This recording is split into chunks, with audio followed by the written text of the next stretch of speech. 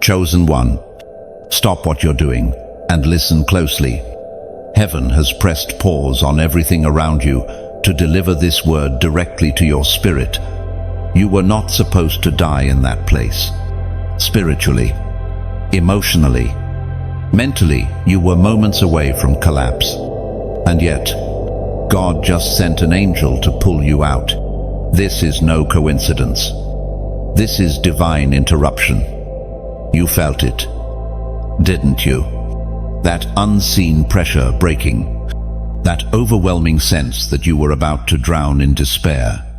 And then this, a word or lifeline. You need to understand that breakdown was about to become permanent. That compromise you were considering would have changed your future. The enemy was circling, ready to claim what he believed was his. But God stepped in. He didn't wait for your perfection. He didn't need your performance.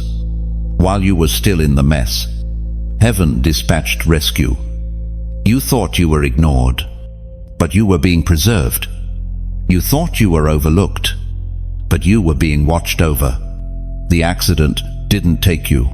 The addiction didn't hold you. The betrayal didn't bury you. That's not chance. That's evidence. God is speaking to you through this moment because time is shorter than you think. You were on the edge, spiritually suspended between who you could become and what would destroy you. But you are not just anybody. You are God's chosen one. That internal war was never about your present. It was always about your destiny. The angel wasn't sent to comfort you. The angel was sent to extract you. This moment is not optional. You feel the urgency for a reason. You're not scrolling by this randomly. This is what heaven designed as your pull-out point. The enemy had already laid the trap, but God's mercy rerouted your path. If you don't respond now, the window closes. This message isn't for later. It's not for when you feel more ready. The angel doesn't wait. The call doesn't repeat. This is your rescue point. Look around at everything that almost took you out. The lies, the loneliness, the late-night temptations, the secret struggles, the quiet breakdowns. Every time you whispered, "God, I can't do this anymore," He heard you. And in response, He sent this angelic disruption. You were about to make peace with bondage. God said no. As we read in Isaiah chapter 43, verse 2, "When you walk through fire, you will not be burned." That was fire. But you're still standing. That was a flood. But you didn't drown. That should have ended you. But here you are listening, trembling, knowing deep down that this is your moment.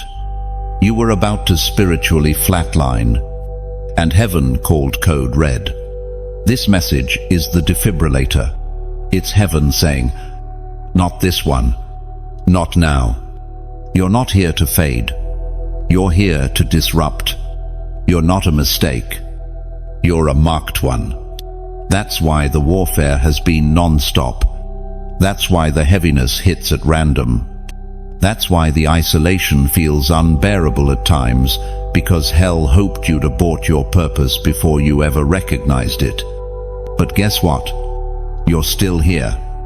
Not by your own power, but by divine interception. And now, you have a choice. Stay stuck and spiritually wither, or walk out with your head high, even if your legs are shaking. The angel didn't come to discuss your situation, it came to drag you out. There's a reason the attacks intensified before this moment. There's a reason the temptations came wrapped in glittering illusions. It's because hell wanted to catch you right before the angel arrived. But God's timing is never late. He let it get close not to destroy you, but to show you who truly sustains you. Now you see it. Now you feel it. That shift inside you is not adrenaline. It's divine awakening. Listen to me.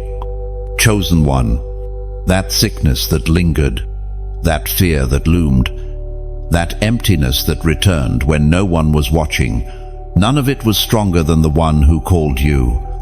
There is power in simply surviving, but now you are being called to do more than survive. You're being called to rise. God doesn't just rescue for the sake of comfort, He rescues with purpose. This angelic intervention means something. It means your story is being rewritten. It means your name is still echoing in heaven's courts. It means you are still on divine assignment. So what will you do now? Will you act like this is just another message, or will you treat it like the lifeline it is? You don't have time to doubt anymore. You don't have the luxury of delay. The next 18 minutes determine the next 18 years. Obedience is no longer optional. Heaven is watching for your response. Type 777 in the comments right now if you know this message is for you. That number isn't just symbolic, it's prophetic. It means completion. It means God is finishing something in you that hell tried to hijack. This is your sign. This is your rescue. This is your pullout. The angel has been sent.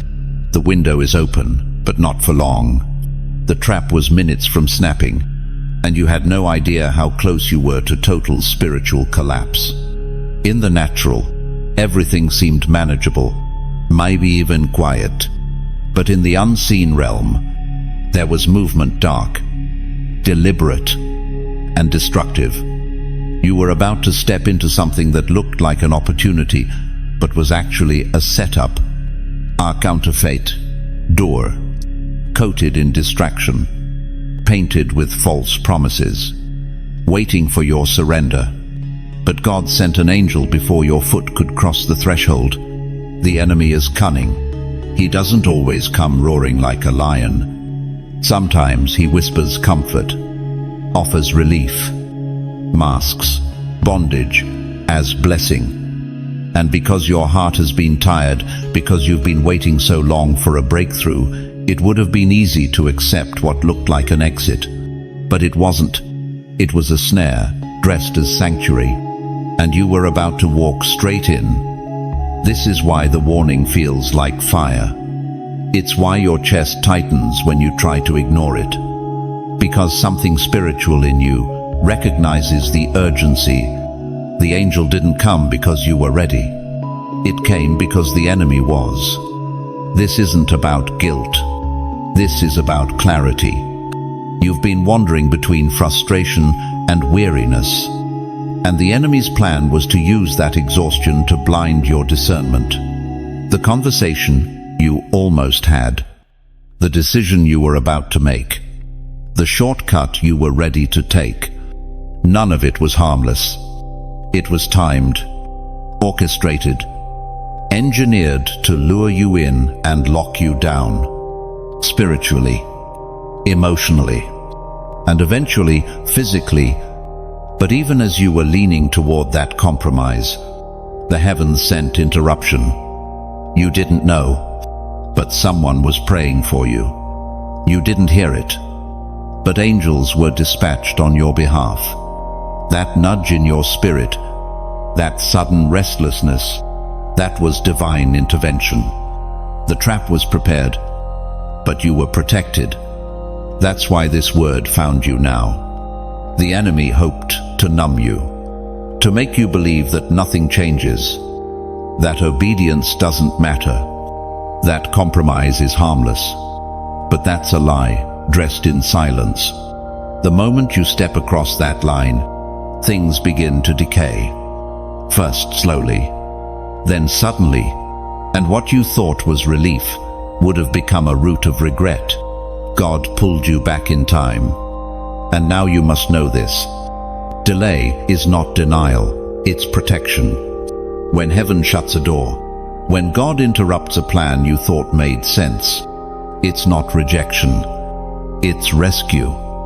That angel wasn't just sent to block you, it was sent to hold you until you could see clearly again. You are walking on the edge of consequence, And God, in His mercy, just reached into your timeline and said, "Not this way." You were about to tie your destiny to something temporary. You were about to lower your standards to match your mood. But God saw what you didn't. The end of that path, the fallout, the weeping, the years of repair. He saw the bitterness, the lost time, the shattered calling. So He blocked it. It was declared in Luke chapter 10, verse 19. "I have given you authority to trample on snakes and scorpions." You weren't supposed to partner with the snake. You were made to crush it. That text you almost sent, that plan you almost executed, that meeting you almost agreed to, it would have shifted everything. You would have smiled on the outside, but your spirit would have grieved. You would have convinced yourself it was fine, but deep down, you would have felt the silence of heaven, and that silence would have been deafening. You were seconds away from losing your clarity, your purity, your peace. And the saddest part is, no one would have known.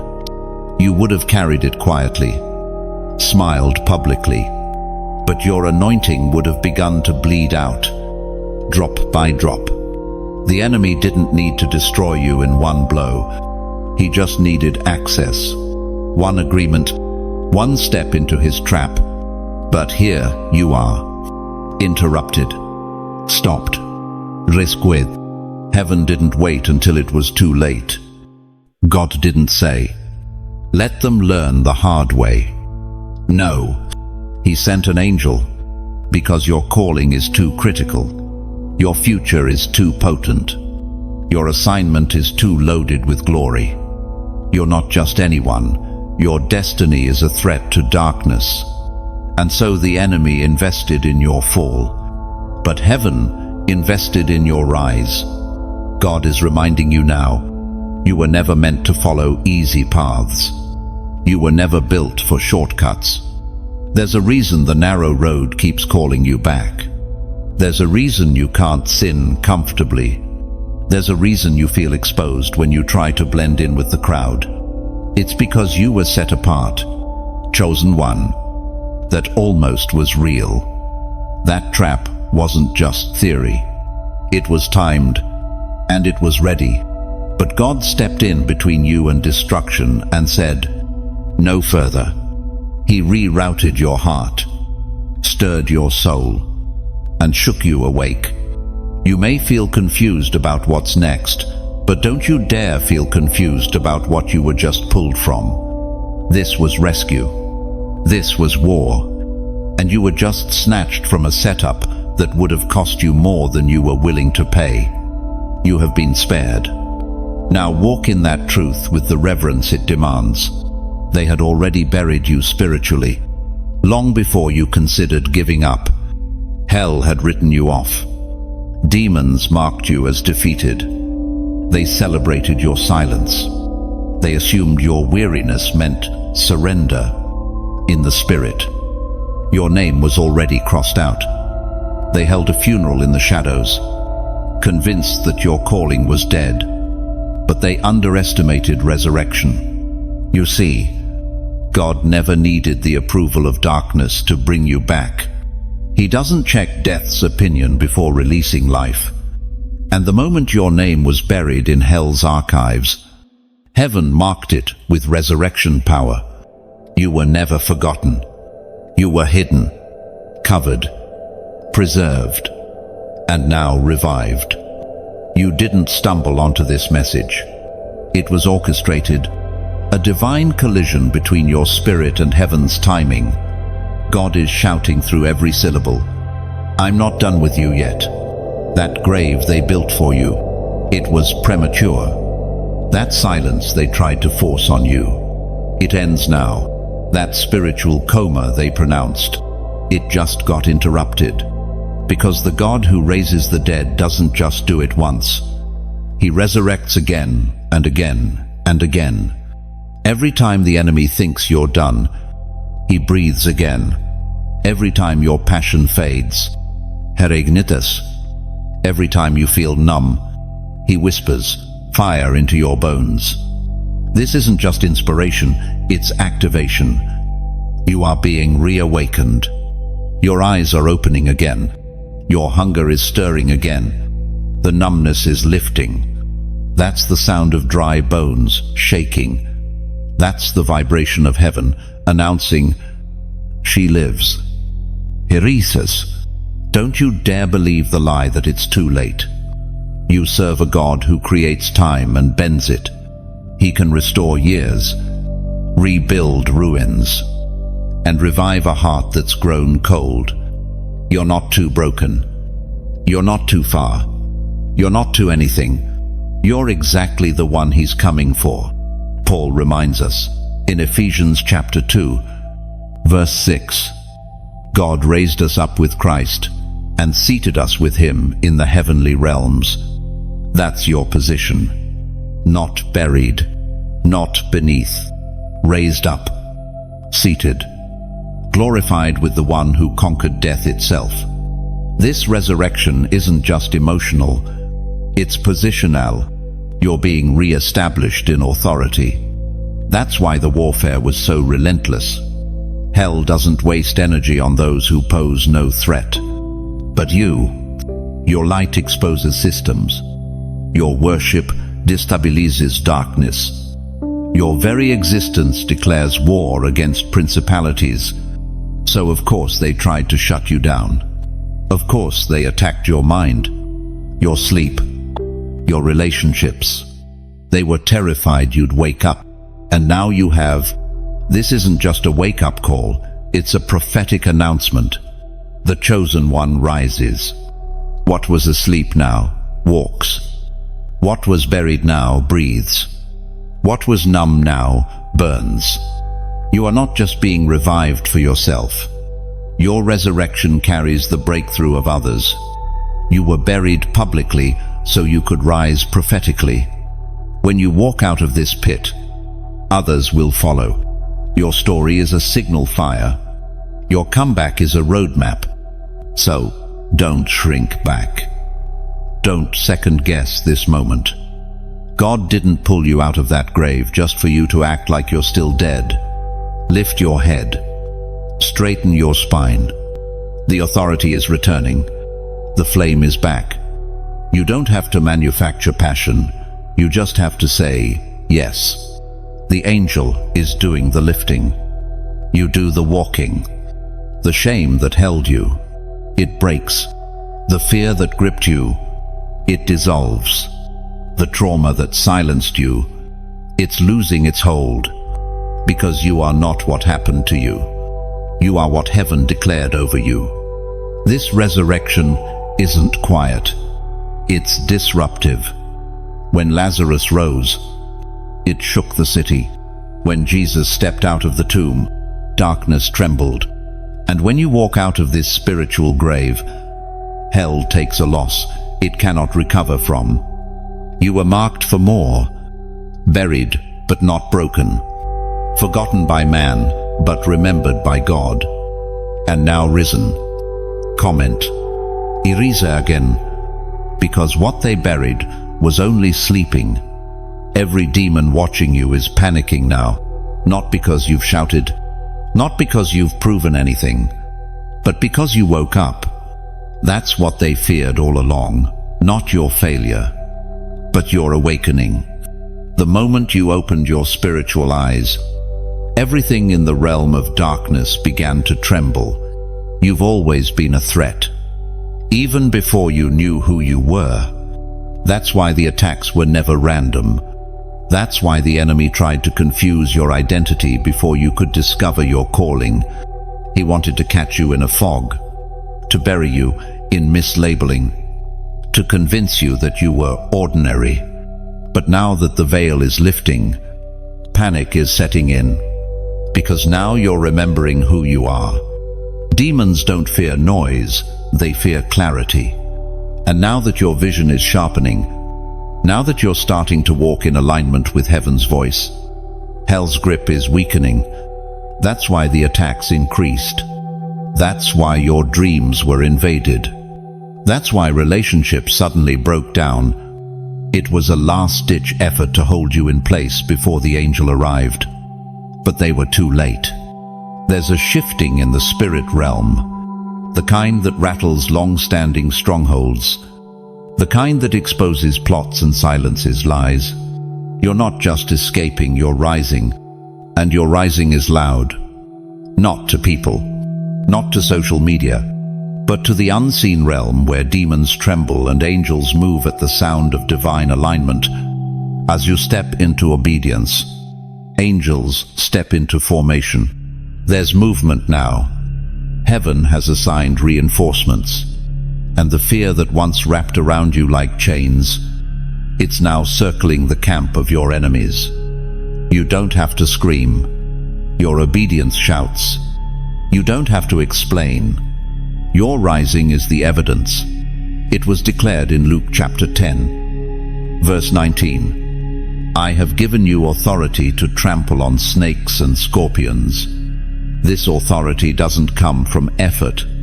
It comes from identity. You don't earn it. You embody it. And now that you've awakened, you carry it, whether you feel strong or not. The enemy's panic is not about what you've done, it's about what you're about to do. He sees the potential. He sees the anointing forming. He hears the footsteps of obedience.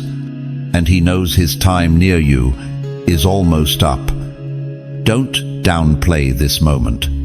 You may still feel unsure, but in the spirit, your light is shining brighter than ever before. And darkness hates light. It flees from it. It cannot stand it. You've become a walking disruption to the realm of lies. And every place you once cried in, you're about to conquer. Every corner where you once begged God for relief, you're about to walk through with fire in your bones. There is no going back. The veil is torn. The old you cannot return. You have seen too much, felt too deeply, heard too clearly. That version of you who doubted every step is being replaced by one who moves by faith. Even when the path is unclear, the trembling you feel is not fear, it's transition. The resistance you feel isn't rejection, it's confirmation. The warfare doesn't mean you're in the wrong place. It means you've finally arrived at the gates of breakthrough. And those gates don't open quietly. They rumble. They quake. They respond to the pressure of divine timing. Chosen one. The reason it's been so hard is because it's been so holy. Heaven's blueprint for your life always required pressure. The oil doesn't flow without the crushing. The authority doesn't manifest without the resistance. And now, as you step further into who you truly are, the enemy is remembering who you were always meant to be. He didn't fear the broken version of you. He feared the bold one. You are standing in a moment that history will call pivotal, not because the world saw it, but because hell remembers it. The day you rose, the day you didn't fall for the lie, the day you rejected the pit, the day you said enough. And as you walk out one small, trembling step at a time, angels clear the way, and demons back away. They are panicking, because you are no longer predictable. You are no longer moldable by fear. You are no longer blind. You are walking in revelation, and revelation always leads to revolution. You are about to flip the script in your bloodline. You are about to dismantle the altars built against your name. You are about to plant flags in territories the enemy swore you'd never enter. There's a shaking in the spirit, and you're at the center of it. This is a supernatural extraction. What's happening to you right now cannot be explained by logic, psychology, or chance. It is divine intervention in motion. God is not just whispering a warning, He is reaching in with fire. This is not soft grace. This is holy disruption. You are not just being warned, You are being pulled. There is no gentle invitation in this moment. There is force.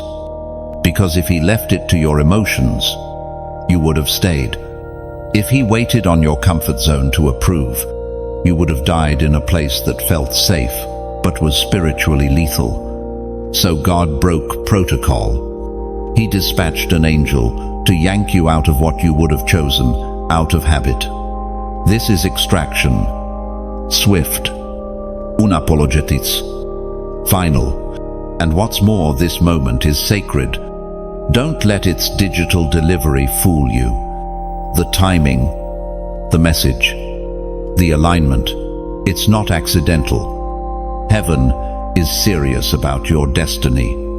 Serious enough to interrupt your feed. Serious enough to send a word you didn't even know you needed. Serious enough to rescue you from something you still thought you wanted. Chosen one. This isn't just a message. It's a moment. A divine deadline. A turning point. The angel didn't arrive to suggest a better path. It came to drag you out before the door locked shut. And in your spirit, you know it. That shift you're feeling in your chest. That unease rising in your soul. That's the tension between what's ending and what's being birthed. This extraction isn't just to get you out of danger, it's to reposition you for dominion. What God pulls you out of, He always pulls you into something greater. But the greater can't come while you're still chained to the lesser. He had to sever the ties. He had to provoke your discomfort. He had to push you beyond what you could control. Because your obedience had to be pure, not based on comfort, but trust. Paul reminds us in Ephesians chapter 2, verse 6, God raised us up with Christ and seated us with him in the heavenly realms. You were always meant to be seated above, not buried beneath. You were made for elevation, not entanglement. That's why the extraction feels violent. It's pulling you up from the mud you got used to standing in. And make no mistake, the mud was comfortable. It wasn't always sin. Sometimes it was survival. But God didn't create you to survive. He anointed you to reign. There's something about this moment that carries weight, a holy finality. The angel isn't waiting for your applause. Heaven doesn't need your agreement. Your assignment is bigger than your feelings. Your purpose is louder than your questions. And so, God moved ahead of your understanding. What you're feeling right now isn't pressure, it's birthing pain. You're being delivered into a dimension you never thought you'd access. A space where peace doesn't depend on people, where vision isn't attached to validation, where your spirit leads, not your wounds. Let this sink in. God doesn't waste divine intervention. If he pulled you out, it's because he's about to pour something into you. Something new, something holy, something unstoppable. That's why it matters what you do next. Don't scroll past this and pretend you didn't feel it. Don't silence the spirit when it's trying to save you. Don't talk yourself out of transformation. What you're feeling is real. The extraction is happening. The choice is yours. Will you surrender to it? If this message has been stirring something deep inside you, take a moment, don't rush it. Let the fire settle. Let the words echo. Share this with someone who needs it. Subscribe so you don't miss the next move of God. And if you feel led, support this flow. Your giving makes it possible for these messages to reach others at the exact divine moment they need them. You are not just being pulled out, you are being realigned, refined, recommissioned. This is your spiritual jailbreak. The doors are open, the guards are silenced, the chains are melting, but you have to walk out. God won't force you to leave the prison you've learned to decorate. He'll only break the lock. You still have to move. This moment won't last forever. The angel isn't staying. The timing is tight. The hour is late.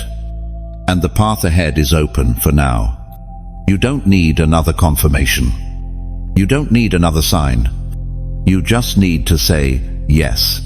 Because when God extracts, He always elevates.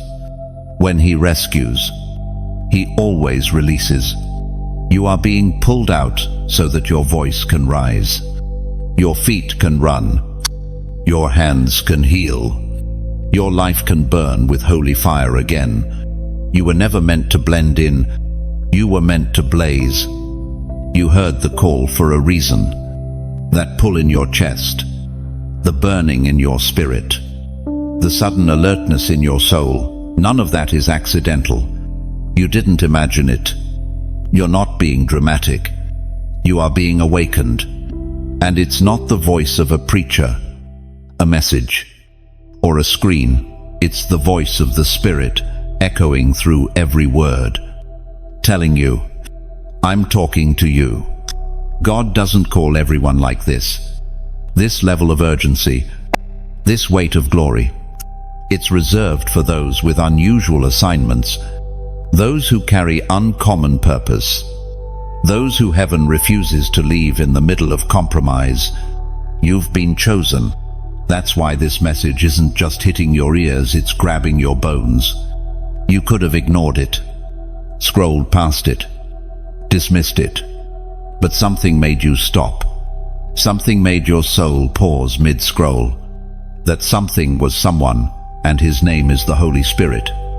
He doesn't waste words, and he never calls where there's no destiny. So now, you're standing in the space between awakening and obedience. The call has been sent. The invitation is clear. This is not just a warning, it's a divine appointment. And you were on time for it. Let this hit you. Heaven sees you right now. Not the version of you you post. Not the version others talk about. The real you. The crying you. The frustrated you. The barely holding on you. And he still called you.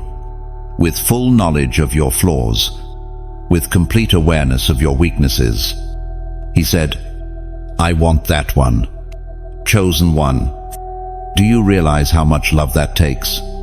Do you understand what it means for God to stop everything and whisper directly to you? The call you're hearing is drenched in mercy, flooded in fire, and sealed with heaven's fingerprints. You didn't earn it. You didn't qualify for it. You were simply called, but being called doesn't mean you stay as you are. The call demands movement. It demands repentance. It demands surrender. God isn't calling you to feel emotional. He's calling you to follow, to shift, to respond, to walk away from what you know is beneath your identity. The call isn't just an offer, it's a summons. He's calling you out of places you've stayed too long, out of patterns that poisoned your spirit, out of alignments that slowed your destiny. He's not just saving your soul. He's saving your timeline. He's saving your legacy. He's rescuing your voice. Because if you keep ignoring this pull, the noise of this world will smother your roar. The call doesn't stay open forever. God's mercy is powerful, but it's also timed. And right now, the trumpet is sounding in the spirit. Not for everyone, just for you. The angel sent for you won't wait around for casual commitment. This is urgent. This is specific. This is heaven knocking on your ribcage. And the most dangerous thing you could do is feel this and still do nothing. As we read in Isaiah chapter 55, verse 6, Seek the Lord while he may be found. Call on him while he is near. That means there's a window, a moment, and it can close. If you're feeling the nearness of God, don't ignore it. Don't numb it. Don't wait for a better time. This is the better time. This is the divine pause. What you do next will ripple through eternity. You are not average. You were born marked. That's why the call sounds different when it reaches you. That's why your spirit weeps, even when you don't know why. That's why you can't do what others do and still feel clean. You are set apart. And this call is proof of that. Heaven is whispering, "Come out." Hell is panicking. Not this one. You are standing in between. And now, all that's left is your response. Not just in thought, but in act. Comment the number 999 below. Right now, if you feel that pull deep in your spirit, that number represents finality, closure, a holy ending before a divine beginning. It is the prophetic mark that says, "I heard, I feel, I surrender." This is your call. Heaven is near. Don't let this moment pass you by. Delay is deadly from here.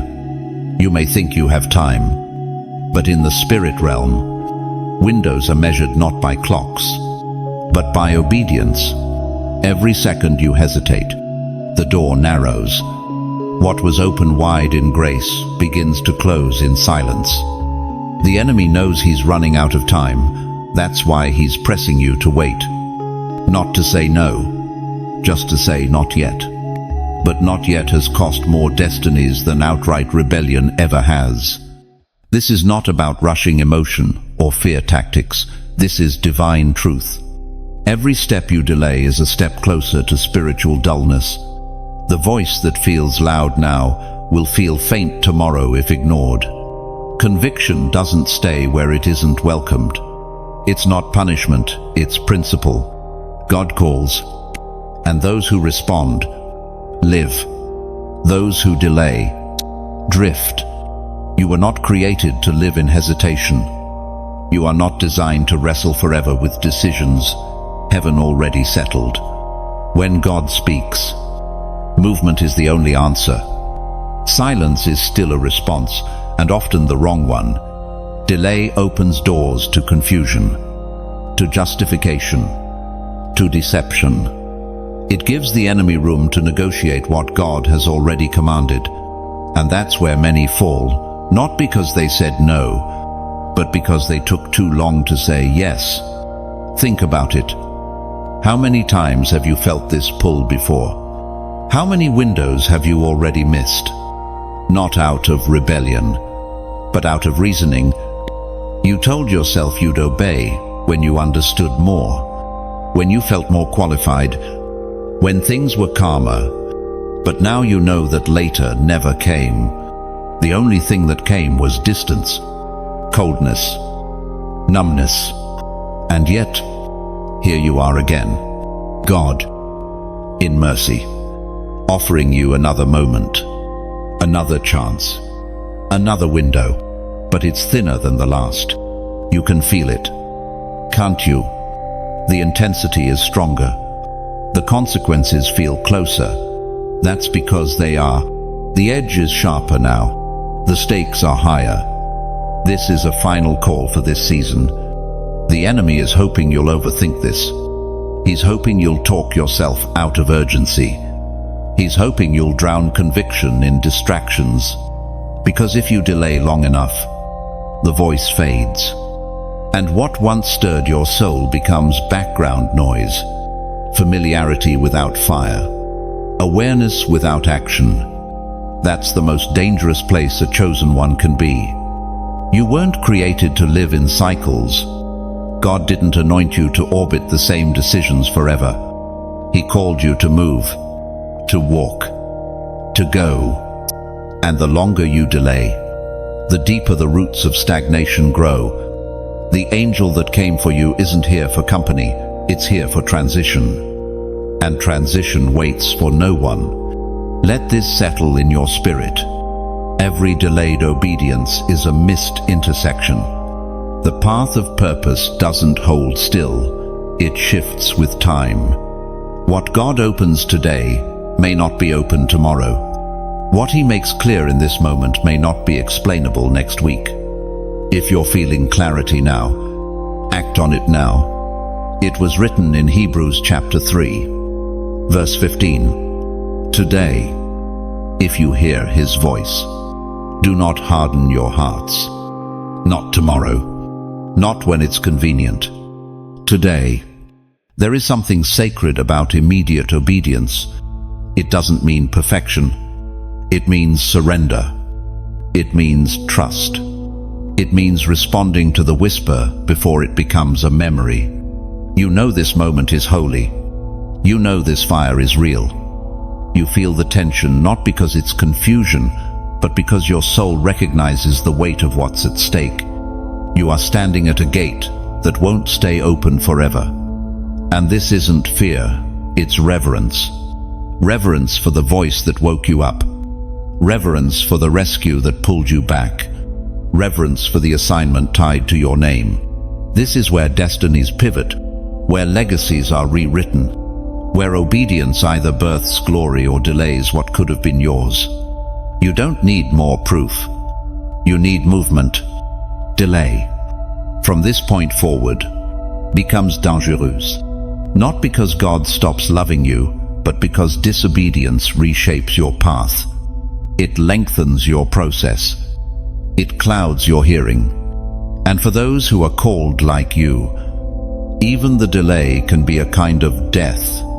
So if your spirit is stirring, it's because heaven is still inviting. But don't mistake invitation for indifference. The angel will not stay. The message will not repeat forever.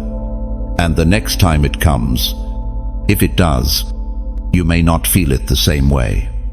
This is not just another day. This is a holy window, and delay has no place here. This is your exit from spiritual captivity. Not symbolic, not putic. Real. You've been living in a cage with invisible bars, walls made of habits, fears, unhealed wounds, and quiet agreements with darkness.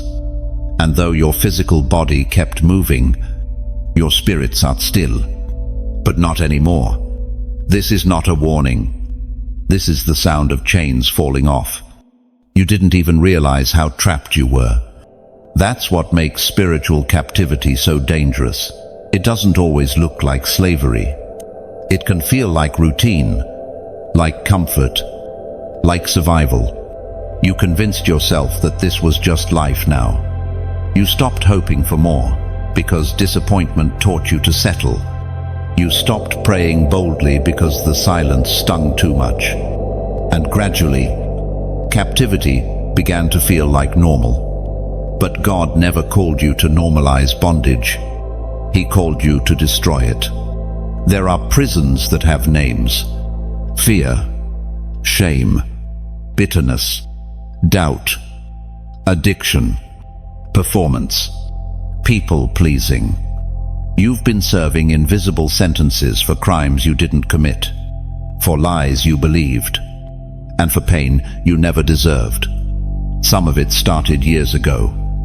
Others were built more recently, quiet compromises layered on top of unresolved hurt. But now, in this moment, heaven is breaking the lock.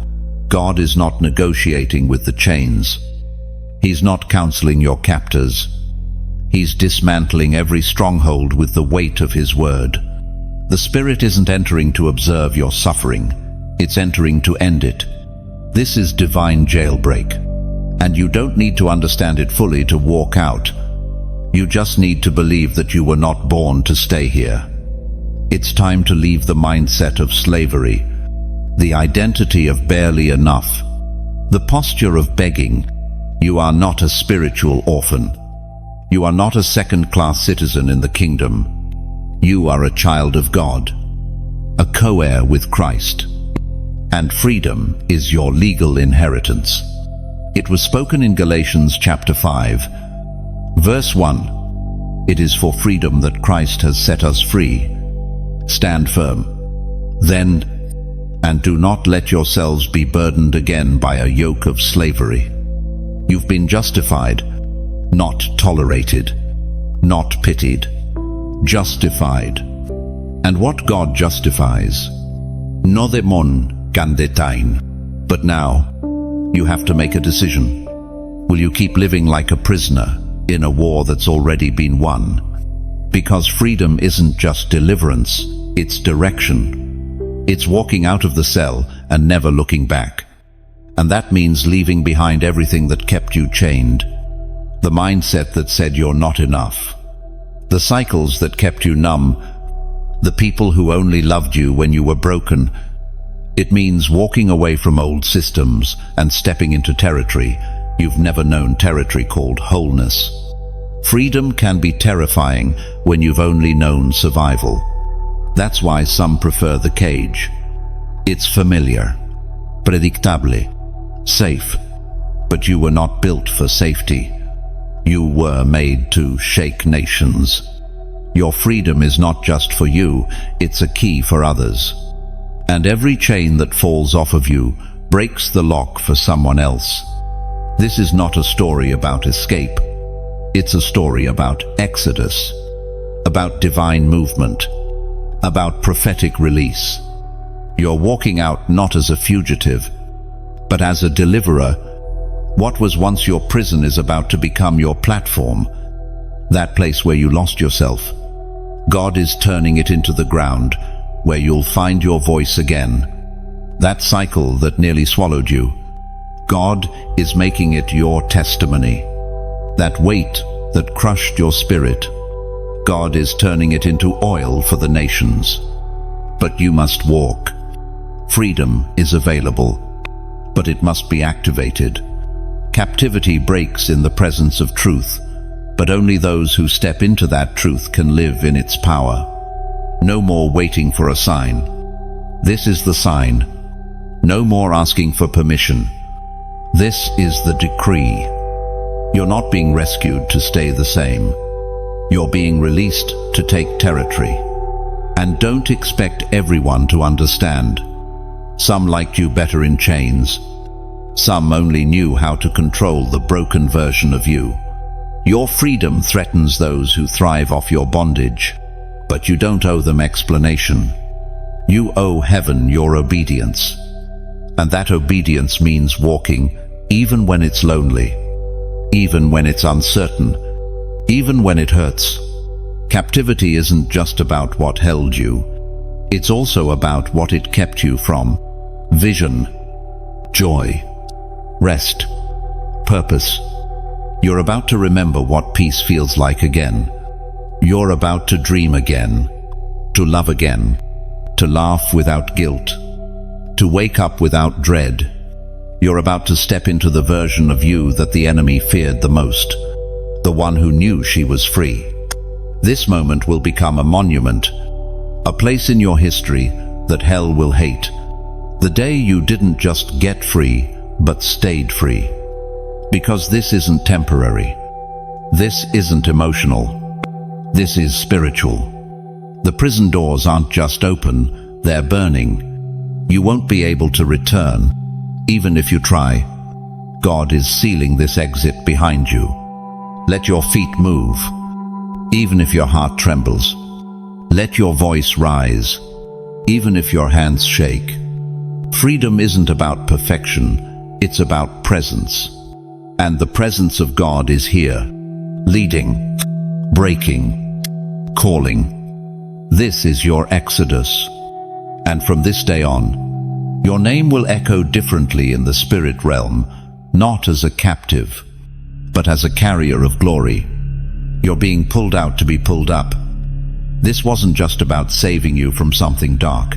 It's about positioning you for something divine. Rescue is not the end. It's the reset. You didn't get snatched out of the fire just to sit in the ashes. You're being elevated, re-established, set high. Heaven doesn't waste deliverance. If God pulled you out, it's because He's about to place you into something that requires greater authority, something that would have suffocated you if He hadn't rescued you first. That's why you had to come through the storm. That's why you had to walk through the fire, not just to survive it, but to carry the proof of it. Because your oil was not born in comfort. It was crushed out of crisis. This elevation has nothing to do with titles or platforms. It's about access, a deeper place in the spirit, a heavier weight of glory. You are being trusted with more, not because of your perfection, but because of your obedience. Because when you could have quit, you stayed. When you could have rebelled, you repented. And heaven saw that you are being pulled up because there are things God wants to show you from above, realms you couldn't see while stuck in the valley. And now that your spirit is awakening, your vision is clearing. What was once confusion is becoming strategy. What was once silence is becoming instruction. This next season will demand more. Yes, but it will reveal more too. More of God's voice. More of His presence. More of His power flowing through you. You'll hear Him in ways you've never known. You'll move with a precision that shocks even you. Because now, you're not reacting, you're responding. This elevation is prophetic. And it's not just about your life. It's about the ones connected to your life. There are people who are watching you rise not to applaud, but to follow. Your obedience is a map. Your healing is a testimony. Your fire will light the way for others who thought the darkness would win. And let this sink in. Elevation exposes. The higher you go, the more visible you become in the spirit. That's why the attacks increased before the shift. That's why old temptations came back, disguised in new language. The enemy knew what was coming. He knew that if you rose, you'd be untouchable. That's why this moment is so fierce. You're crossing over, from brokenness to boldness, from hiddenness to holiness, from stuck to sent. The pull-up isn't soft, it stretches you. But in that stretching, you are being prepared for supernatural assignments, encounters, alignments, purpose that makes demons tremble. And hear this clearly. Elevation requires separation. Everyone can't go with you. Some relationships were only built for your wilderness, not your mountain. Some attachments made sense in survival mode, but will become dead weight at the next level. You're not being cruel, you're being called. And what God calls up, He also calls away. It's not rejection, it's release. Jesus said in Matthew chapter 5, verse 14, "You are the light of the world.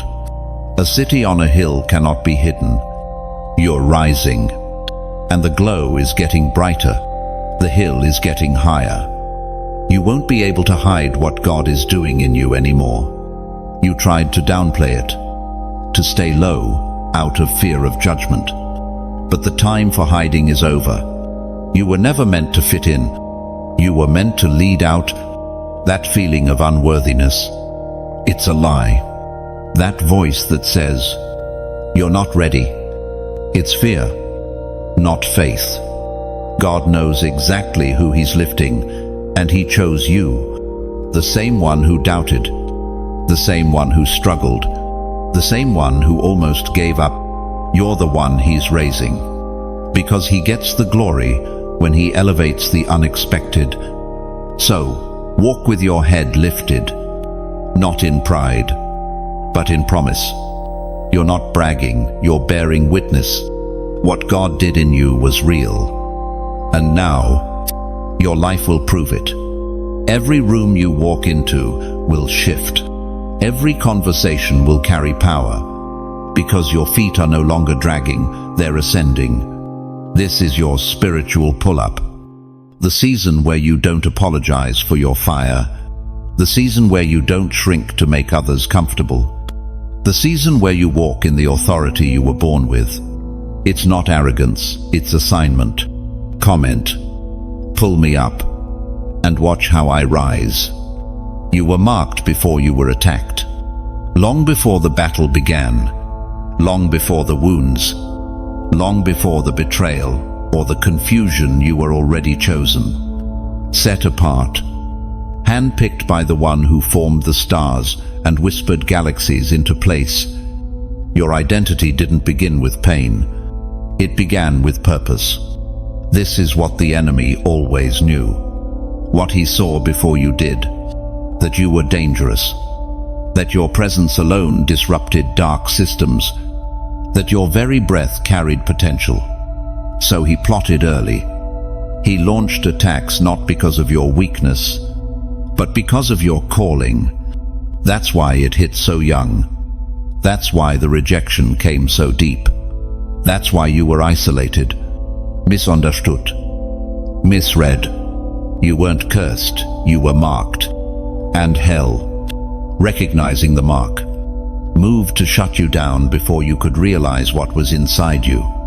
This war against you was never personal. It was prophetic. The enemy doesn't fight random people. He fights the marked ones. The ones who carry legacy in their bones. The ones who shift bloodlines, break chains, and release glory. He feared you long before you ever feared him. And that's why this battle has lasted so long. Not because you're weak, but because you're dangerous when you wake up. You've been attacked because you're carrying something holy, something heavy, something that can't be touched but must be stopped. The enemy knew if you ever broke through, if you ever believed for real, if you ever shook off the lies and embraced the truth, his influence in your life would be finished. So he targeted your mind. Because if he could get you to doubt who you were, he wouldn't have to stop your calling. You'd sabotage it yourself. That's why the voices came. That's why the fear settled. That's why the cycles tightened. Not because you were weak, but because you were waking. And now you are. Heaven has always seen the real you, even when you didn't. Even when you called yourself names God never gave you. Even when you walked away. Even when you forgot the sound of his voice. The mark didn't fade. The call didn't cancel. The assignment didn't expire. This is why grace felt heavy in your life. Why mercy chased you, even when you didn't want it. Why you couldn't rebel comfortably. Why sin never tasted like satisfaction. Because you were always his. And what belongs to God cannot be successfully hijacked by hell. Jeremiah chapter 1, verse 5, declares, Before I formed you in the womb, I knew you.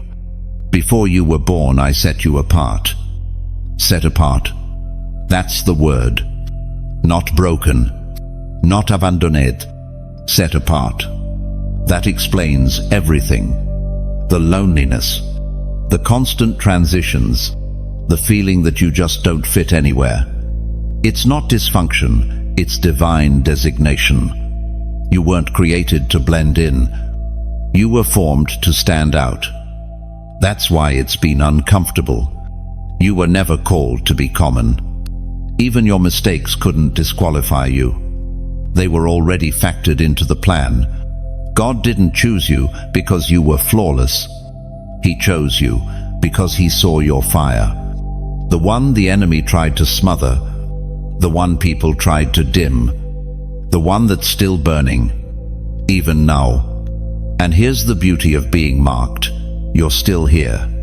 After all the storms, after all the fights, after all the nights you almost gave up, you're still standing. That's the proof. You didn't just survive. You're coming back sharper, louder, holier. The attacks couldn't erase your identity. They only revealed it. Now, you walk with clarity. Not because everything makes sense, but because you finally understand that being chosen comes with weight, and you're ready to carry it. You're not begging for validation. You're not looking for a stage. You're walking in quiet power, the kind that moves atmospheres, the kind that causes demons to back up before you even speak. This is not the version of you they thought would rise.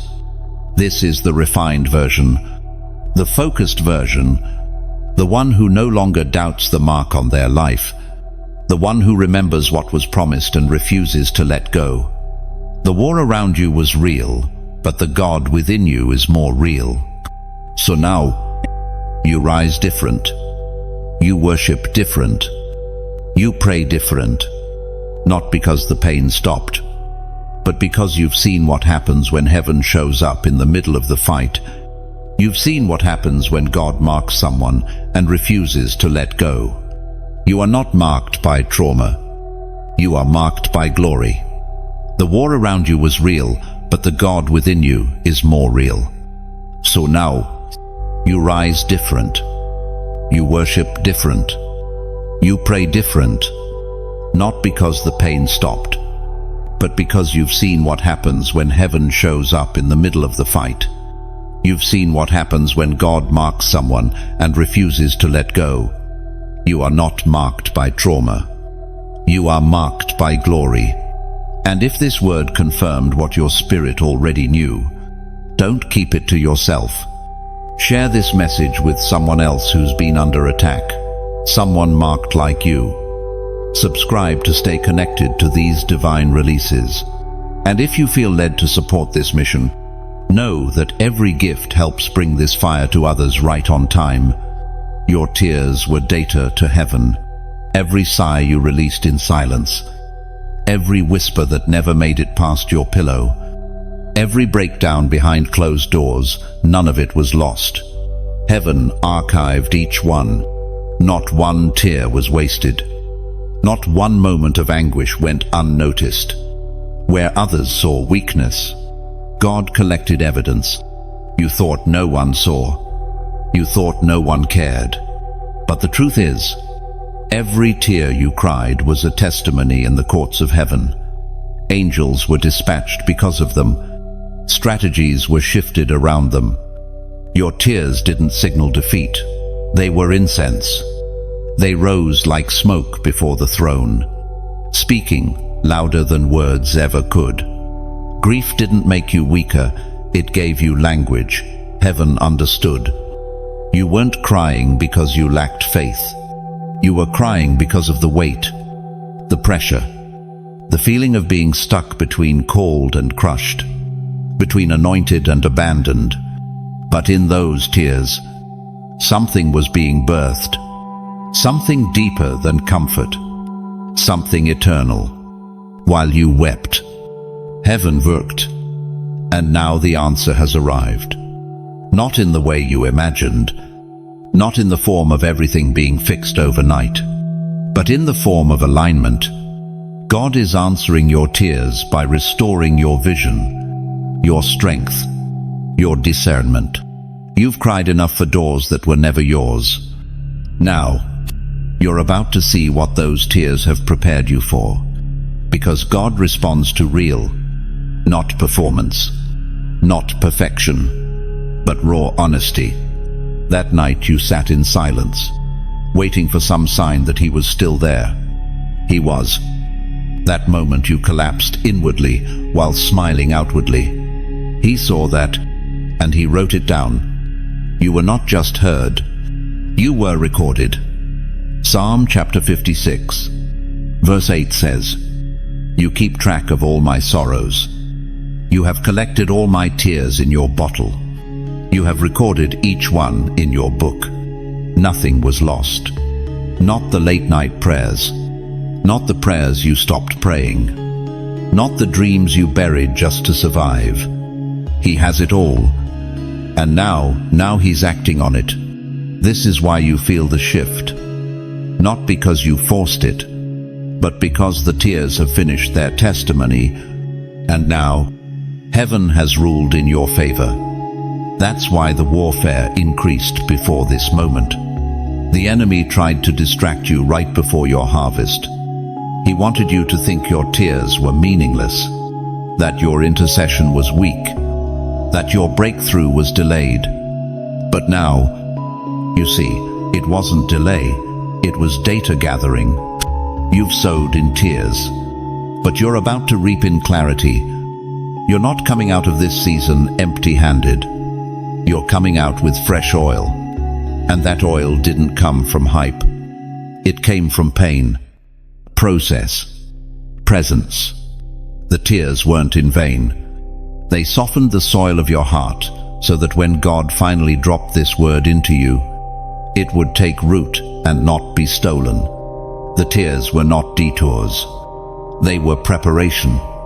Even your body remembers what your mind forgot. The nights of anguish shifted something inside you. They taught your soul to lean, to stretch, to groan in the spirit when words failed. And those groans reached places that prayers sometimes can't. You weren't losing it, just looked like it. You weren't declining, you were deepening. And now that the season has shifted, those tears are transforming into strength. They no longer weigh you down, they mark you. As someone who's been through something, survived something, and carries something because of it, there's a dignity in your deliverance, a fire in your freedom. You don't look like what you went through, but your tears know the truth. They carry your story, and that story is about to become someone else's survival guide. You didn't cry for nothing.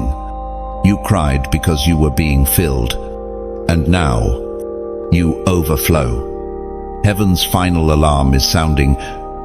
You can feel it in your chest, in the way your spirit won't let this moment pass.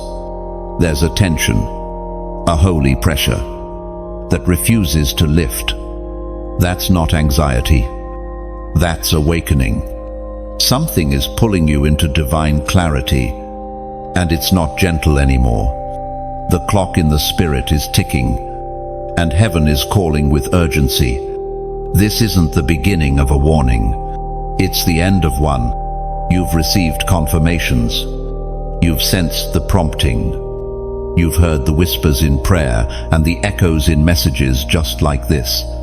God has been speaking, but this time, the tone has changed. This is not a nudge, it's a siren, and it comes with a line drawn in the spirit. This is your last lap around this mountain. You can't afford to circle again. You've been here before, spiritually repeating old patterns, revisiting old pain, caught in familiar loops. But heaven's mercy has never run on autopilot. It's intentional, it's strategic, and it's seasonal. You can't assume grace will cover what obedience was meant to resolve. The longer you delay, the more you drift, and the more you drift, the harder it is to hear. Delay any longer, and the clarity you feel now will dull. The vision will blur. The grace to move will shift. Not because God is cruel, but because windows don't stay open forever. This is your last call for this level. The alarm has gone off, and if you ignore it, what comes next will feel like silence. This is how divine seasons shift, quietly to the natural eye, violently in the spirit. It doesn't make the news, but it rewrites the future. And what you do in this window, how you respond, will shape not only your path, but the legacy that flows from your life. Heaven is serious about you. That's why the warning feels different. That's why the message landed so precisely. That's why your heart is pounding. Because this isn't just content. This is confrontation with fear, with complacency, with every lie that said you had more time. You don't. You have this moment, and the grace to obey within it. And if that stings, let it. Conviction is not cruelty. It's a gift. It means your ears are still open. Your heart is still soft. You haven't been handed over to deception yet. But if you keep pushing away the sound of heaven, there comes a point where you no longer notice the silence. That's when judgment begins, not thunder, but absence. Heaven won't shout forever. Hebrews chapter 10. Verse 26 says, "If we deliberately keep on sinning after we have received the knowledge of the truth, no sacrifice for sins is left." This is sobering. This is not poetic, it's prophetic. There comes a point where repeated disobedience creates spiritual deafness. And for the chosen ones like you, that threshold comes faster, because more was revealed, more was entrusted, and more is required. You are not average. You were never designed to casually ignore truth and expect it to wait for you. This moment is laced with divine consequence. The alarm you hear now is mercy's final sound before movement, and heaven is watching. Some think they can coast on inspiration, waiting for the right day to say yes. But what they don't see is that hesitation is still disobedience. The enemy doesn't need you to rebel. He just needs you to pause, long enough to miss the moment, long enough for the oil to dry, long enough for the fire to dim. And once it dims, the coldness feels normal. This is not that moment for you. You're still warm, still burning, still reachable, but barely. The tone of God has shifted. He is no longer whispering. He is warning. Not because he is angry, but because he is just. And justice calls for decisions. You're not standing on neutral ground. You are standing in between dimensions, between what was and what could be. And if you stay here too long, you lose both. The past has already closed, but the future will not open without your yes. It's not just your breakthrough at stake. It's the generations connected to you, the destinies tied to your obedience, the souls that will only find the door when you unlock it. This alarm is not just personal, it's prophetic for those you haven't even met yet. And if you ignore it, they miss their window too. That's why this moment carries weight, eternal weight. The kind that shifts history, not just for you, but through you. And heaven is placing it in your hands not to overwhelm you, but to empower you. Let this hit deep. You are still being invited, still being pulled, still being given access to walk into a fullness you didn't earn, but were called to. Don't waste the invite. Don't overthink what's meant to be obeyed. The more you process, the more you postpone. And the more you postpone, the less you feel. Obedience must be immediate to be powerful. Even now, the Spirit is hovering, waiting for a response. Not with fear, but with faith. Will you move while heaven is open? Will you step before it's comfortable? Will you trust what you feel more than what you see? You don't need another prophecy. You need to respond to the one already sounding. Comment. 333. That number represents alignment, body, soul, and spirit under the authority of God. It is heaven's echo in your bones. I heard the alarm. I surrender. This is your last lap. Let it be your breakthrough. Hell is about to suffer loss. What the enemy invested years trying to destroy is now standing in defiant, holy resurrection.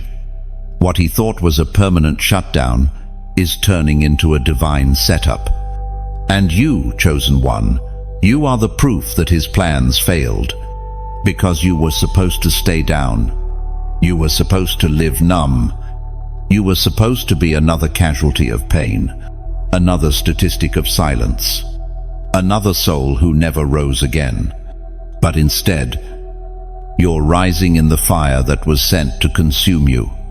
That's why there's fear in the realm of darkness. Not because you're loud, but because you're awake. Not because you shouted, but because you obeyed. Obedience has always been the greatest weapon. And now that you've answered the call, now that you've said yes in your spirit, the kingdom of darkness is suffering damage it cannot undo. The demons assigned to your bloodline are being reassigned. The chains wrapped around your mind are snapping. The altars erected against your name are crumbling. And it's not because you fought harder, it's because you finally surrendered. This loss for hell is generational. The addiction that ran through your family ends here. The confusion that plagued your lineage ends here. The repeated emotional sabotage, the misidentification, the cycles of self-destruction, they all end with you. This isn't just deliverance. It's divine interruption across decades. Your life is becoming a line of demarcation, a holy boundary that the enemy can no longer cross, and everything that attached itself to you out of trauma, sin, or soul ties is now being stripped of power. You are not the same. You are not theirs. You have been reclaimed by heaven. It doesn't mean there won't be resistance, but it does mean the outcome has changed. The battle is no longer about possession, it's about territory. The enemy knows he lost access.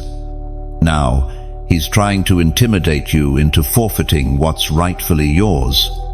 But it won't work. Because you're not walking forward blindly, you're walking with divine backing. Angelic reinforcements are surrounding what you carry. Heaven is now actively enforcing what was always written about you. You are stepping into a level of authority that hell hoped you'd never survive long enough to recognize. The shaking you feel isn't warning, it's war. And you're winning. The authority coming on you now doesn't ask permission. It doesn't seek approval. It simply moves. You've crossed over from victim to vessel, from wanderer to warrior, from the attacked to the anointed. You are now the threat. Revelation chapter 12, verse 11 says, "They triumphed over him by the blood of the Lamb and by the word of their testimony." You've already been washed in the blood. Now your story is becoming your sword. Your scars are becoming signs, not of defeat, but of deliverance. And every time you open your mouth in truth, hell loses ground. Your voice is no longer just yours. It's a weapon. Every testimony is a declaration of war against the darkness that thought it owned you. Your healing is disruptive. Your restoration is dangerous. You're not just escaping, you're taking others with you. That's what the enemy feared. That you'd rise and then lead. That you'd overcome and then teach. That you'd survive and then speak. Your obedience is reproducing freedom. Your fire is contagious, and hell can't stop it. This is the loss of legacy for darkness, the loss of influence, the loss of silence.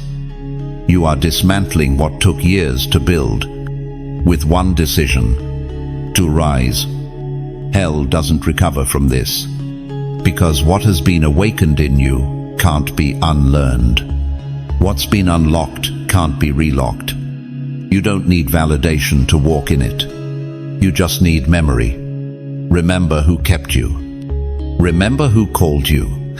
Remember what tried to kill you and failed. This is not just survival. This is holy vengeance.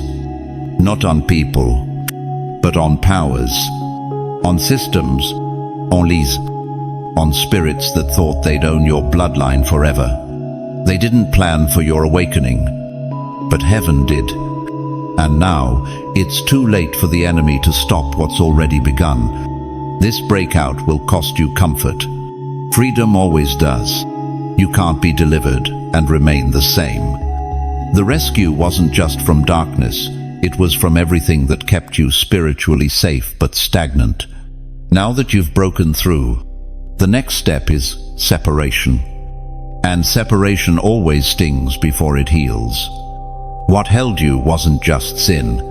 It was familiarity, routine, people who expected the older version of you to stay, places that nurtured your dysfunction, not your deliverance. And now, you're being called to walk away, not just emotionally, but completely. It won't feel fair. It won't always make sense. You'll miss things that were never meant to remain. But that's the cost of true freedom. You cannot carry old soul ties into a new season. You cannot hold on to past voices and expect new instructions. The breakout wasn't just about escape, it was about exit. Some things will not follow you into the next season, not because God is cruel, but because He is holy. And holiness means otherness. Set apart. Chosen. Distinct. You weren't freed to blend in. You were freed to walk in fire. Even your surroundings will start to feel foreign. What once felt like home will now feel like hindrance. Your appetite will shift. What used to satisfy will start to sour, and you'll feel the pull not backward, but upward. That upward pull is elevation, and elevation always comes with exposure. You're seeing clearly now. And with that clarity comes conflict. You'll want to go back at times, not to sin, but to comfort. But if you do, you'll suffocate the progress. What fed you before will poison you now. Genesis chapter 19, verse 26 is a warning. But Lot's wife looked back, and she became a pillar of salt. She wasn't judged for walking slow, she was judged for turning around. You must not look back, not even for a moment. What God pulled you out of, He calls you to walk away from permanently, not halfway, not with strings attached, fully. There will be people who don't understand. Some will say, "You've changed." Some will try to guilt you into returning to old habits. But their confusion is not your responsibility. You cannot delay your future to explain your freedom. This is what obedience looks like after breakthrough. Daily dying to what's easy. Choosing the fire over the familiar. Following truth, even when it's quiet. Because every step forward reaffirms your exit. Comfort is not your compass. The Holy Spirit is. He'll guide you through the awkwardness, through the loneliness, through the rebuilding. Because everything that left your life made room for what's about to arrive. And what's coming carries weight, purpose, assignment, glory. But it won't fit into the shell of your old life. You have to create space for the holy. This season will cost you things that can't go where you're headed. Mindsets, rhythms, relationships. But every cost comes with divine compensation. Not just blessings, but becoming. You're about to become someone the enemy never thought would survive. Someone who lives in full fire. Don't grieve the loss of what God removed. Trust the wisdom of what He left. If it stayed, it's part of your story. If it left, it was an anchor to the old you. What you build next will be pure, uncontaminated, born from surrender. God isn't just changing your environment, He's changing you. That's why it feels like grief and glory at the same time. You're mourning what's ending and rejoicing over what's coming. That tension is holy. Stay in it. Don't numb it. Let it shape you. Because when the new settles in, you'll realize you never really lost anything. You just laid down what you couldn't carry anymore. You're not just saved, you're sent. This whole journey, from the pit to the pullout, was never just about your survival. It was about your sending. God didn't rescue you so you could sit quietly in spiritual safety. He rescued you so you could become a rescuer, a carrier of fire, a breaker of cycles, a voice to the valley. That's why your pain had purpose. That's why the process wasn't short. That's why the warfare was so severe. Because what's coming through you is bigger than you. Your scars now carry assignment. Your tears have become your training. Your voice has been tested in silence, and now it's rising with sound. You are not the same person who cried in that pit. You're not the same soul who whispered prayers in the middle of sleepless nights. You've come out different, sharper, holier, with oil that was produced under pressure, with eyes that now see clearly, with feet that know how to move in obedience. You're sent back into places that once tried to bury you, but now, with authority, you'll stand in rooms that once held your silence, and you'll speak with boldness. You'll look into eyes that reflect your former pain, and your presence alone will bring shift, not because of volume, but because of substance. This is the apostolic edge on your life, not in title, but in impact. The earth groans for sent ones, those who have tasted darkness but refused to partner with it, those who have passed through fire and now carry the flame, those who don't just carry church language, but kingdom presence. You were not pulled out to become passive. You were pulled out to ignite others. John chapter 20, verse 21 says, "Peace be with you. As the Father has sent me, I am sending you. You are now the sent one, not perfect, but positioned, not polished, but purified. Your life is now a message. Every decision, every boundary, every yes to God becomes a sermon. You don't even have to try. The anointing speaks without words. And yes, some will be uncomfortable. Your obedience will confront their complacency. Your fire will irritate their lukewarm. But don't dim to be digestible. You weren't sent to be soft. You were sent to shift. You were not called to cater to comfort. You were called to carry kingdom. That means the days of doubting your voice are over. The days of playing small are behind you. Heaven invested too much in your healing for you to pretend you're still broken. You are whole. You are rising. And now you are being released. Not later. Now, your assignments won't always come with applause. Sometimes they come with resistance. But now you know how to stand. You've been trained in darkness for a light-bearing assignment. Your yes is dangerous to the enemy's plans. And that's why it must be constant. There is a divine urgency on your sending. You've wasted enough time second-guessing. God is now trusting you to carry what he whispered in private into public demonstration. You may feel unqualified, but that's exactly why you were chosen. Because your surrender outweighs your resume. You don't need a platform to be sent. You are the platform. People will feel the shift when you enter a room. Not because you're loud, but because you're sent. Not because you try, but because you carry. Presence goes before performance. That's the difference between the called and the sent. Chosen one. This is your commissioning. The final phase of the rescue is the release. Go back to what tried to kill you and shine. Go back to what made you small and rise. Go back to what tried to bury your name and plant the seeds of others' freedom. If this message stirred your soul, don't let it stop with you. Like it so it rises in reach. Share it with someone walking through their own fire. Subscribe to stay aligned with the next move.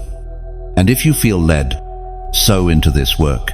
Your giving fuels the delivery of these exact words at the exact right time for someone's breakthrough. Comment, "I choose fire." That's not just a phrase, it's a declaration. It says, "I accept the assignment. You were pulled out. You were prepared. And now you are sent." God is not repeating this moment. The angel that was sent to you this word, this encounter, this window was not a rehearsal. It wasn't practice for a later decision. It was the real thing. The divine alert has been sounded, and what you do with it will echo long beyond this day. Heaven is intentional. When it speaks on purpose. The frequency of this moment was calibrated just for you, your thoughts, your battles, your secret cries, and because of that specificity, there will not be another like it. You can't expect God to keep repeating himself when you've been given what others would beg for. Grace does not equal redundancy. Yes, God is merciful. Yes, he is patient. But he is also just, and his justice moves with precision. He gives space, but he doesn't waste time. And when the angel is sent, it comes with urgency and boundaries. There is a point where mercy makes way for movement, and when that movement begins, what doesn't align is left behind. That's where you are now. The path forward is open, but the pace is not optional. If you hesitate, the angel will not wait. If you argue, the grace will not pause. If you delay, the moment will pass. And not because God is cruel, but because his plans are too holy to be stalled by indecision. This moment was created in response to years of warfare. Years of prayers, some spoken, some groaned. It was designed around your potential, not your pain. Around your future, not your failure. Around your capacity, not your comfort. And now that it's here, it demands a response, not a feeling, not a thought, a response. You've already seen how long you can survive without full surrender. You've tested the limits of delay, and you know the cost, the numbness, the emptiness, the sense of drifting, even while moving. That's not living. That's spiritual sedation. And heaven didn't wake you up just for you to fall asleep again. This is your moment of full engagement, of total clarity. You don't need another reason to trust. You just need to remember who you are and who sent the angel. You are not ordinary. You are not expendable. You are not replaceable. That's why God moved heaven to speak to you now. Because what you carry is needed. What's inside you is on assignment. And your delay doesn't just affect you, it affects everything your obedience was meant to unlock.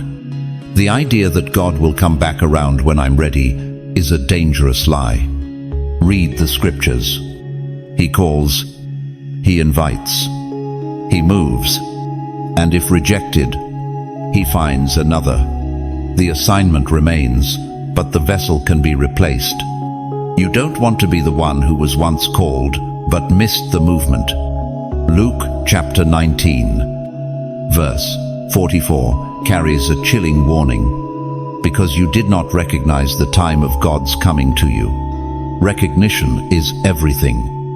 And if you feel that fire in your chest, if you feel your soul leaning in, then recognize it now. This is the time of God's visitation to your life. Not to judge, but to redirect. Not to condemn, but to commission. But it won't linger forever. Spiritual windows are real. They open with fire and close with silence. You've been chosen, set apart, called, and now confronted, not by man, but by the one who knew your name before the foundations of the world. And he's not asking for your perfection. He's asking for your response. There won't be another moment like this. Not with this fire. Not with this precision. Not with this spiritual weight pressing on your chest. Do not scroll past this word as if it were one of many. This was yours. Heaven doesn't make accidental appointments. You are in the right place, in the right time, hearing the right message from the only one who truly knows you. God is not repeating this moment. Walk out now or stay trapped forever. There is no middle ground left. No more cushion of delay. No more margin for wavering between call and comfort. The decision that hangs before you is absolute. Either you walk fully, completely, and without hesitation, or you choose to remain in a spiritual prison with the doors wide open. The angel didn't come to suggest. It came to escort, and now it waits. Silent, still, watching, not in judgment but in witness, to see if the one it was sent for will move. Because what's before you now is final, not in tone, but in truth, final in weight, final in clarity.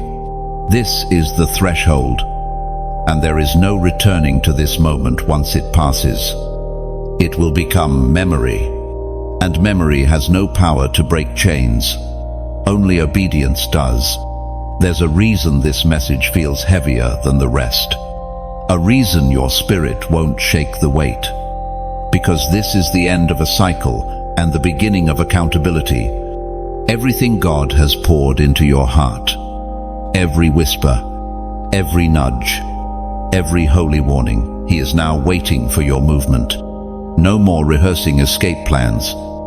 No more bargaining with the cost of freedom. No more halfway steps dressed up in spiritual language.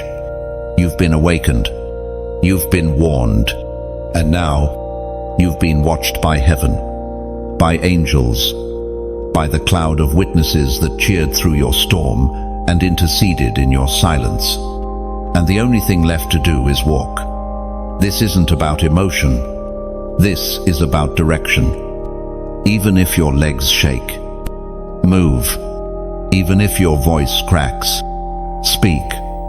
Even if your surroundings don't shift immediately, your obedience already did. You won't see the full result of your walk right away. That's not how the spirit realm works. But the second your soul says yes and your feet follow, something eternal snaps into place. And you know it. You've already lingered in places you've outgrown, habits that became hiding places, thoughts that no longer match your calling, environments that were once survival but are now snares. God doesn't expose these things to shame you. He reveals them to release you. But only if you leave.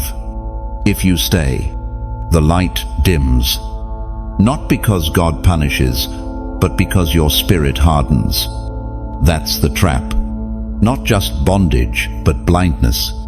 Staying, when God has called you to walk away, always leads to loss of vision. And vision is everything. Proverbs chapter 29, verse 18 says, "Where there is no vision, the people perish." You've seen too much now to pretend you didn't. You've felt too much to act numb. You've heard too clearly to play deaf. And that's what makes this moment holy. Not the emotion, not the tears, but the clarity. You know what must be done, and you also know what happens if you don't. The pull you feel isn't just an invitation, it's a divine warning. This isn't a surface moment. This is a spiritual crossing, and it demands resolve. You've tried passive faith before, tried dipping your toes in without leaving the shore. But now, God is calling you out into the deep, where trust is not optional, where comfort is, where your calling finally breathes. The voice of the Lord will not compete with your distractions forever. You've been summoned out, and the longer you sit still, the louder the silence will become, because nothing can satisfy once you've tasted the sound of purpose. You will either walk now, or the window will close. Not as punishment, but as principle. When God says move, the power to move is in that moment, not later. Now, you are not too broken. You are not too late, but you are out of excuses. So walk, out of the false comfort, out of the delay, out of the cycle, out of what feels safe but has been suffocating your spirit. Walk even if you have to crawl, because once you move, Angels move with you. And what's waiting on the other side isn't just freedom.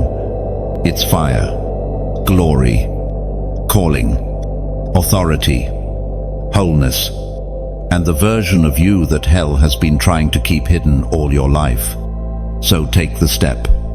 Let your feet move, even if your heart trembles. Because this is your moment, and heaven is waiting. Chosen one. What you've just received wasn't content, it was a calling, a divine sequence of warnings, confirmations, and activations designed for you. This wasn't scripted for entertainment. It was spoken as rescue. You didn't just hear a message, you survived a spiritual ambush. Now, let the fire settle. Let the words echo. Let your steps match your surrender. You've crossed through 17 thresholds. You've faced the truth, endured the weight, and stood before the window.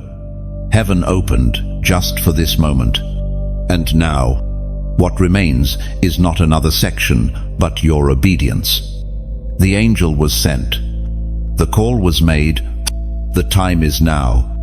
If this journey awakened something in you, don't let it fade. Share this message. Let someone else be pulled from the brink by the same truth that reached you. Your breakthrough might be the seed of theirs. Comment below with what struck your spirit most. A phrase, a verse, a moment. Your voice might stir someone else out of silence. And when you're ready, type "I will obey" in the comments as a seal between you and heaven. Subscribe if you haven't, so you never miss another divine encounter. And if you feel led, partner with this assignment. Every seed you sow helps bring this prophetic word to someone else in their moment of desperation. You're not just giving, you're activating rescue. You've been awakened, affirmed, and aligned. Now go forward with holy fire, with clarity, with divine urgency. You are not the same. You are chosen. You are sent. And the heavens are backing your every step.